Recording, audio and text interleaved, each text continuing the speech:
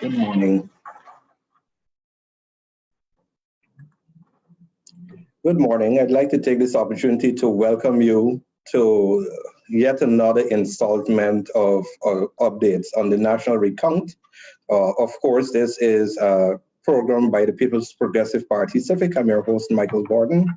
And with me this morning is Mr. Sanjeev Datadin, attorney at law and candidate for the People's Progressive Party Civic. Sanjeev, we are now in day 9 of the National Recount. We, of course, have seen a number of statements coming out of international organizations, regional organizations. Most recently and prominently was one by the Organization of American States, which is housed in Washington, and the head of the mission to the Guyana elections, observer mission to the Guyana elections, former Prime Minister of Jamaica, the Honorable Bruce Golding. He was very explicit and concise in his findings and his observations in what took place during the course of the elections. He did March 2nd, 2020, what took place at the Ashman's building subsequently. And he has quite expressly juxtaposed that against the revelations coming out of the recount. Your take on this? And of course, you're joining us from the confines of your home or your backyard, I would suppose.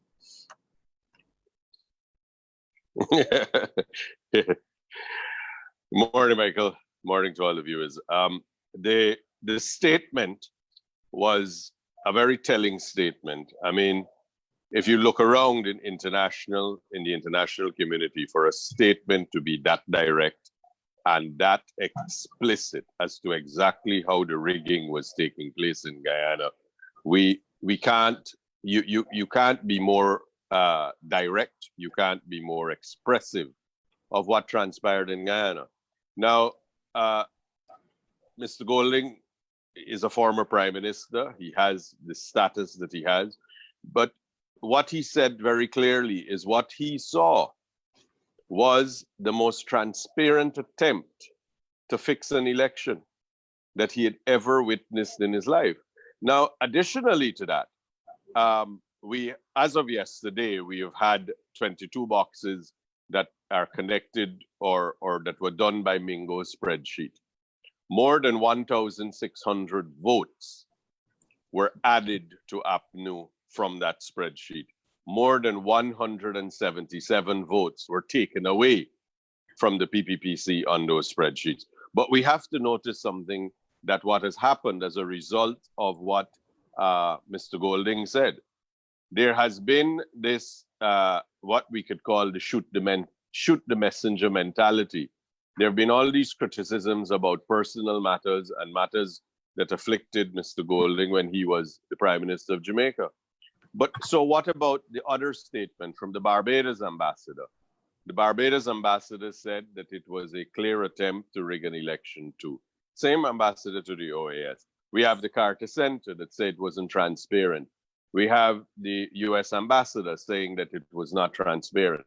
The British High Commissioner, the Canadian High Commissioner, CARICOM, Mia Motley, Ralph Gonzalez, all of these people are saying the same thing. And you attack Mr. Golding. So if you want to say you will shoot the messenger, are you saying all these other people are wrong and you alone are right? And when the count is being done, the count clearly demonstrates that the figures used by Mingo were invented. They're a farce. They were used to declare if they were used to steal an election, you know, and it's regrettable that we are locked into this battle where the minute somebody speaks up, an independent voice, the minute they speak up, you try to align them with the side that doesn't suit you, and you try to tear him down. Harmon's statement that he had that Mr. Golding has no credibility. What credibility does Mr. Harmon have? In light of what is going on in Guyana, in light of what the recount is revealing, what credibility would he have to say that those numbers and what Mr. Golding is saying is not true? What Mr. Golding is saying is being proven every day in the recount of the Region 4 But would you say Mr. Golding's credibility is being juxtaposed against Mr. Mingo's credibility in some way, shape? Of course, that's essentially what it is. Mr. Golding is saying that you, Mr. Mingo, you were trying to rig the election. It was a transparent attempt. What you did is you counted statement of polls for some time, and then you went and you got a spreadsheet where you wrote your own numbers. We've all seen the video. Yesterday, there was a news item by one of the stations which played in detail Mingo's a video taken in Hatfield Street at the GCOM command, where he said he did that and he looked at the statement of polls and prepared this spreadsheet. But the spreadsheet numbers are not matching what the recount numbers are. But they're matching exactly all of the PPP statement of polls. So let me stop you on a point of, I really apologize to be doing this, but many people have been saying or referring to PPP statements of poll. I would like it to be expressly said, those are statements of poll given to the PPP by GCOM. Expressly, that is indeed the thing. It is true. We're referring to it as if it were it is not the PPPs. They are public documents. They were posted outside of every polling station, and everyone who was in that room as a scrutineer obtained a statement of poll. We have, hopefully, I see in the media, and I hope that what will happen is I see that the U.S. ambassador to Guyana is going to make another attempt to have the Carter Center be allowed to come to Guyana. There is no explicable reason why, there is no reasonable or rational reason why you wouldn't allow the Carter Center to come. They've said they will get... continues to be continues to hold valid accreditation.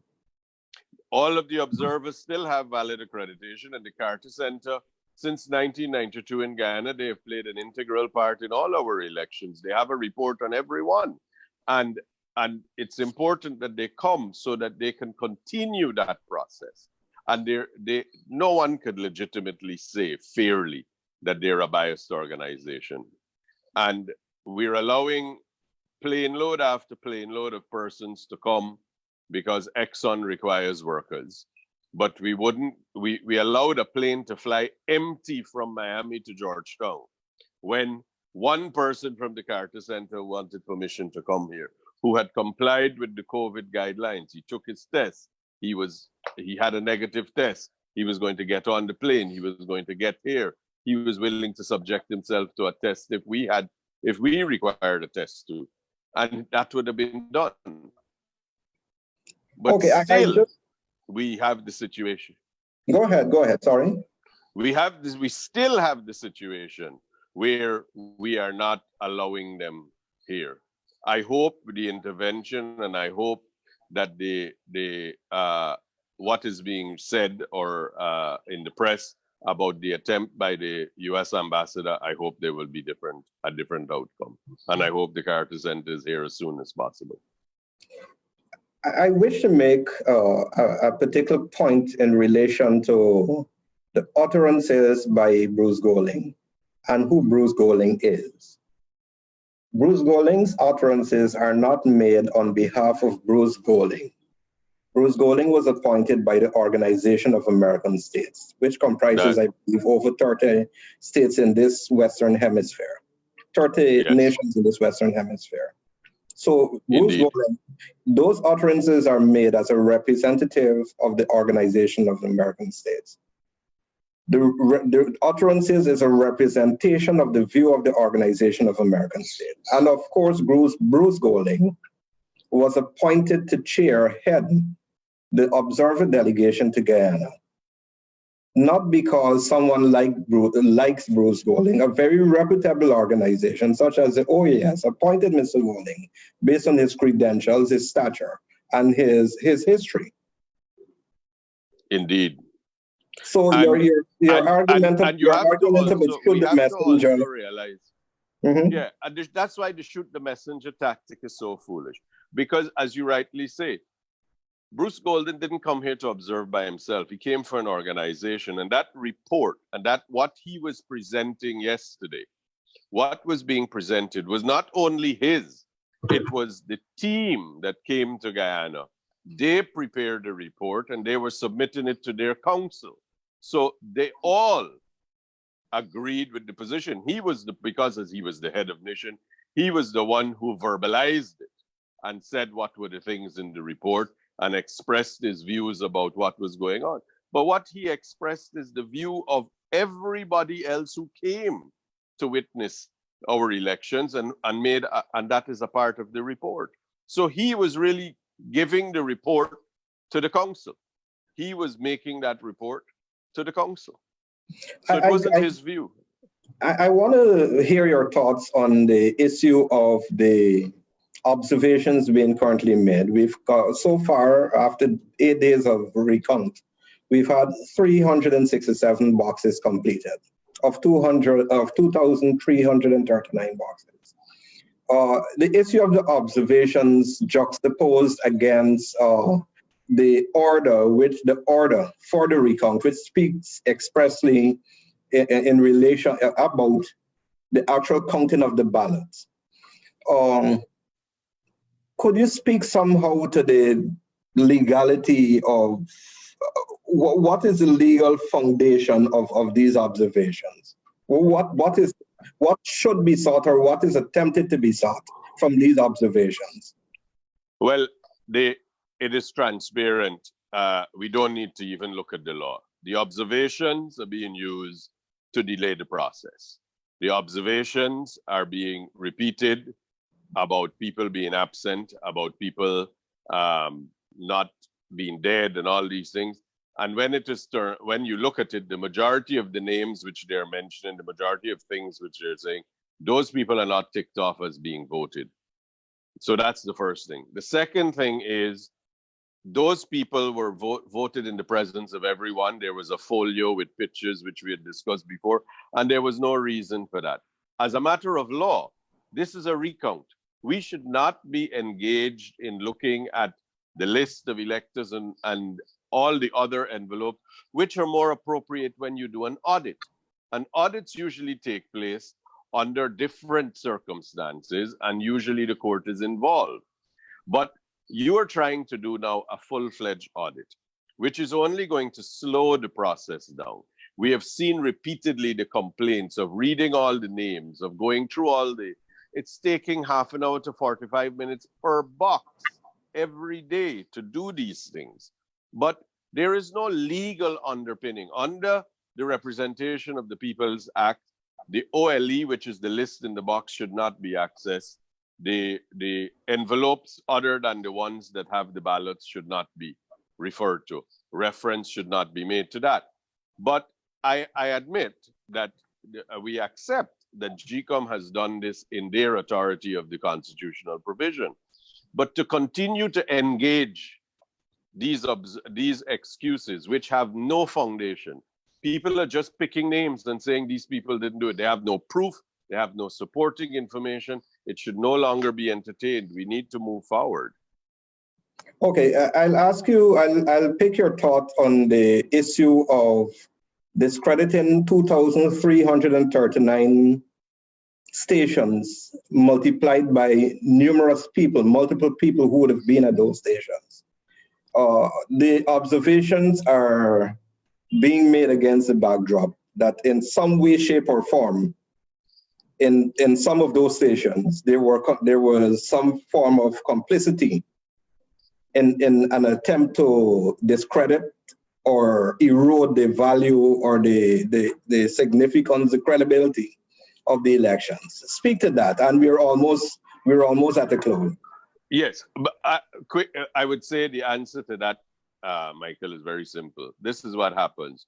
You start with a little lie, then you get caught. You get to a bigger lie, you get caught. You need to get to a bigger and a bigger and a bigger. Eventually, you're going to have to discredit every polling station. You started with little things. You started with your spreadsheets. You started with you have statement of polls that you wouldn't show. But we keep getting bigger and bigger. So the only choice now is the preposterous position That's all that's left. That you have to say all these polling agents were against you.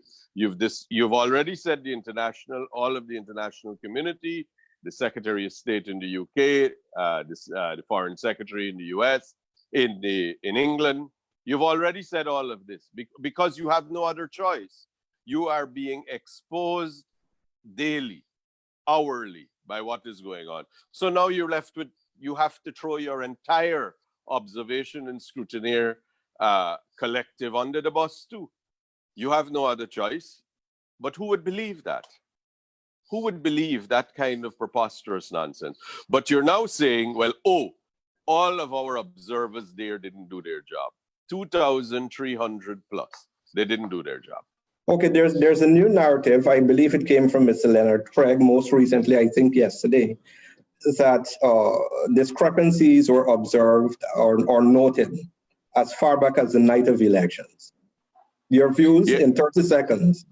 That is nonsensical, because if that were true, he would have said that the elections were not free and fair, and he would have had a record that he would have displayed to the public to say, look, I have had this all along, but I am now raising it. That is not true. The poll books would have had those records recorded in them. They do not. And his thing would be that he would then know how many objections he has to make. He was asked about that and he couldn't say. He says he'll disclose it daily. Well, if you have it in advance, then tell us how much you're going to come with. Say how much objections you're going to have, but he doesn't have that. They're making it up as they go along. It is sad that they hold the nation to ransom to this. Sanjeev, again, thanks for being a part of this program. Of course, to our viewers, this is the first in our daily updates, being updates by the People's Progressive Party on the national recount and all of the peripheral issues relating to the national recount. So you'll join us. We will be here again at 1 p.m. and again at 4 p.m. And of course, tonight at 8 p.m. Join it. Also, we ask you to stay tuned to the People's Progressive Party as we update you in a very transparent way, of course, all the issues relating to the national recount currently ongoing at the Artichoke Convention Center. I'm your host, Michael Gordon. Thanks for watching. Thanks again, Sam. Thank you, Michael. Be safe and may your God be with you. Thank you. Same to you.